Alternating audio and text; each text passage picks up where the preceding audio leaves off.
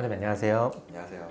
원장님 간단한 자기소개 좀 부탁드리겠습니다. 네, 저는 강남 신사역에 위치한 TS 성형외과 이상균 원장이라고 합니다.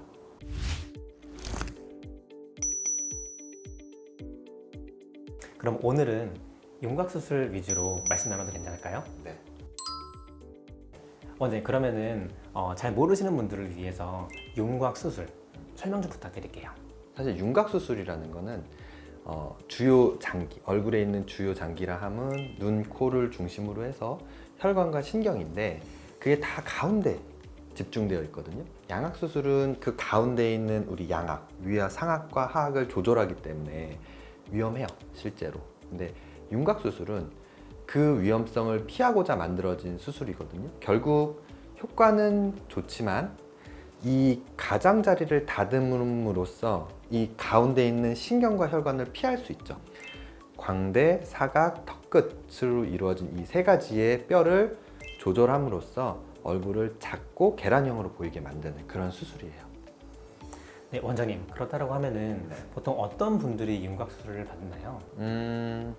보통 환자분들이 저한테 상담을 하러 오셨을 때 고민은 크게 두 가지인데, 첫 번째는 얼굴이 커 보인다.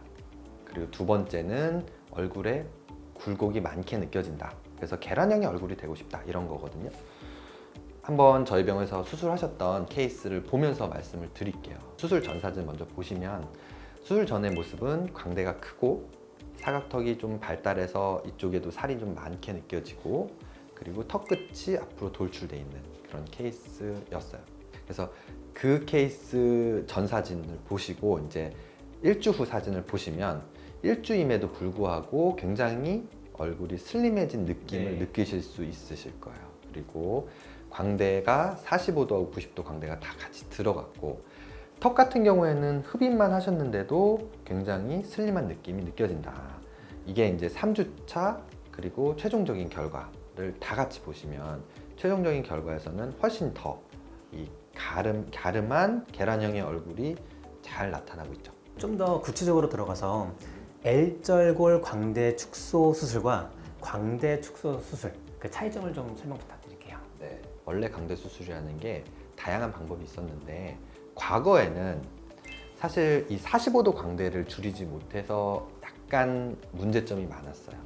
이 45도 광대를 줄이기 위해서 이 눈뼈에 가깝게 자른다는 거예요. 뼈를 자료 화면을 보시면 알겠지만 눈에 굉장히 가깝게 자르는 기술이거든요. 눈의 손상 없이 그렇게 해야 45도 광대가 많이 들어가고 그 광대가 줄어든 효과가 많이 나는 거죠.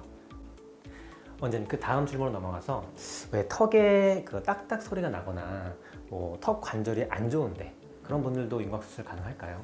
턱 관절하고 광대 뼈는 굉장히 근접해 있어요. 쉽게 생각해 보면 입을 벌릴 때 만져지는 이 턱 관절이 광대뼈하고 바로 옆에 붙어 있거든요. 이 정도 거리인데 이 거리가 가까워서 사실 광대뼈를 집어넣으면 턱 관절을 누를 수 있어요.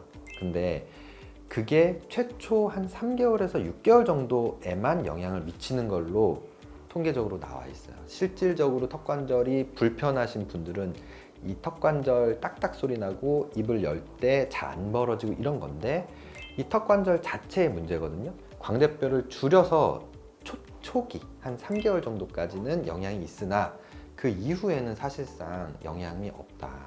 그리고 이거를 광대뼈를 수술하고 나면 턱 관절을 많이 못 벌리는 현상이 그래서 나타나는 건데 보통 3개월 이상 지나면 다 좋아지시죠. 그래서 결론은 상관이 없다.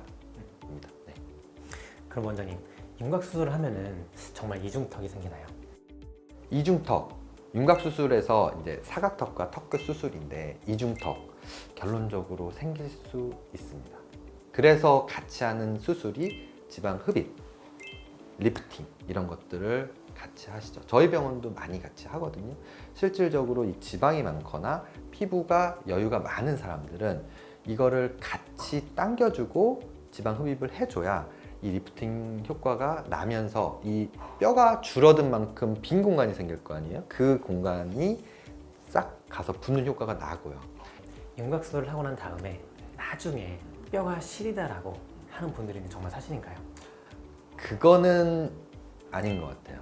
왜냐하면 아주 나이 많은 상태에서 윤곽 수술을 하시는 건 아니고 젊은 나이에 하는 건데, 보통 젊은 나이에 수술을 했을 때 뼈는 그거에 모디파이 되게 돼 있어요. 그러니까 적응하게 돼 있다는 거죠. 이 뼈를 잘랐을 때, 그리고 그 표피가 다시 이렇게 매끈하게 되는 현상이 벌어지거든요. 그래서 보호를 해주고 시리는 현상은 윤곽 수술 때문에 나타나는 거는 아니라고 보여집니다. 사각턱 하면은 그 입이 잘 안 벌어져서 왜 주먹을 넣어보라고 하잖아요. 어느 정도 주먹이 들어가야 정상 생활이 가능한 건가요? 투핑거라고 해요. 투핑거가 어떻게 하는 거냐면 손가락 두 개를 이렇게 해서 안 들어가죠. 이 정도면 안 들어가요. 근데 이렇게, 그러니까 두 개의 손가락을 세로로 해서 들어가는 정도면 정상 생활을 하는데 전혀 문제가 없다. 그러니까 주먹이 들어간다는 건 사실 좀 오바고요. 주먹이 들어갈 필요는 없고 투핑거 이상만 되면 충분히 정상 생활 하는 데는 문제가 없다라고 생각하시면 돼요. 그게 수술 후 한 3개월쯤부터는 투핑거가 들어가죠. 재수술을 한번 하고 나면은 처진다라고 말을 하는데 정말인가요? 재수술 하시는 분들이 더 처지고 더 고생할까 봐 걱정을 좀 하세요. 근데 제가 아까 설명드린 것처럼 윤곽 수술은 이 가장자리를 다듬는 거잖아요. 그렇기 때문에 심하지 않다. 게다가 재수술이라는 건 울퉁불퉁한 거를 조금 더 다듬는 수술이라 들어가는 양이 첫 번째 수술보다 적겠죠. 그러니까 처지는 거는 더 적을 거예요.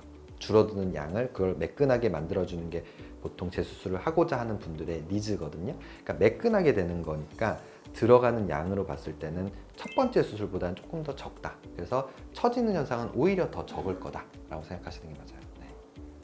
아까 말씀하시기로는 왜 윤곽 수술을 받고 난 이후에 처짐 현상이 있다고 말씀하셨잖아요. 그렇다고 하면 보통 환자들이 뭐 보톡스라든지 리프팅을 이제 받을 좀 니즈가 생길 것 같은데 수술 이후에 어느 정도 이후에 받는 것이 좋나요? 리프팅이나 보톡스를 수술하면서 같이 받는 것도 괜찮아요. 그것도 괜찮고, 수술 후에 한다고 그러면 한 3개월에서 6개월을 보고 어느 정도 처졌는지를 판단해서 하는 게 좋죠. 바로 하는 건 큰 의미는 없을 것 같아요. 그러면 이제 동시에 환자분들이 이런 궁금증이 있을 것 같아요. 윤곽 그리고 리프팅, 보톡스를 함께 받으면은 그 효과에 좀 차이가 있나요? 그거는 이제 수술하고 나오시면 막 부어 있으니까 효과 없는 거 아닌가 라고 생각하시는 분들이 있어요. 근데 사실 본인은 모르지만 수술장 안에서는 붓기가 전혀 없어요. 그러니까 수술이 끝남과 동시에 붓기 시작을 하는 거지, 수술하는 동안에는 붓기가 전혀 없다. 그래서 그 순간에 리프팅을 하고 보톡스를 하고 흡입을 하는 거는 한 수술 6개월 뒤에 하는 거랑 똑 동일하다고 생각하시면 돼요. 붓기가 전혀 없는 상태에서 수술이 진행된 거기 때문에.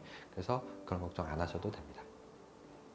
그러면 교정 중에 네. 수술 가능할까요? 윤곽 수술. 가능합니다.